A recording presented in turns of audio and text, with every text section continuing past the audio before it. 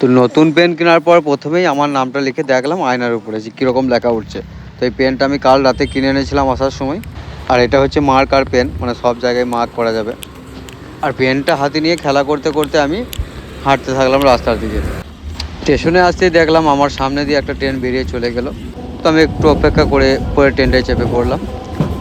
একটু রোদ করেছে মনে হচ্ছে, আজ বৃষ্টি হবে আবারও। আর এখন দাঁড়ালাম একটু, এটা কি তিরুমুল্লাই অয়েল।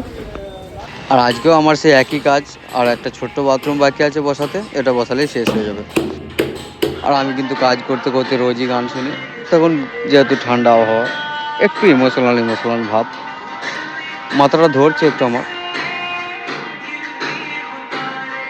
খাওয়া দাওয়া সেরে আমি চলে এলাম উপরে। এই ছাদটা ঢালাই হয়েছে 2 দিন হলো। তো উপরে আমি পানি আটকে গেছিলাম, সেটাই দেখতে এলাম যে পানিটা ঠিকভাবে আছে কি না। তো দেখো আমার পায়ের নিচে পানি এখনও রয়েছে। তাছাড়া বৃষ্টি হচ্ছে মাঝে মাঝে, আর পানি দেওয়ার প্রয়োজন হবে না। আর এটা হচ্ছে এই বিল্ডিংয়ের শেষ ছাদ, মানে এর উপরে হয়তো আর ছাদ হবে না, হলেও অর্ধেক হতে পারে, নাও হতে পারে। তো তোমরা দেখো আমি সিঁড়ি ছাড়াই ছাদে উঠলাম, মানে মই লাগিয়ে। তো খুব তাড়াহুড়ো ছিল, তার জন্য সিঁড়িটা করা হয়নি। আর এই সিঁড়িটাকেও মানে এমার্জেন্সি করা হলো, ঘরে কোনো সিঁড়িই ছিল না। তো কাজ করতে করতে হঠাৎই কারেন্ট চলে গেল। তো বসে আছি, তাই জানলার দিকে একটু দেখছি মেঘের কী অবস্থা। বৃষ্টির জন্য নয়, অন্য কোনো কারণেই হয়তো কারেন্ট চলে গিয়েছে। এরপরে আমার কাজ শেষ করে আমি চলে এলাম স্টেশনে। আর ট্রেন আমার পাশেই দাঁড়িয়ে আছে।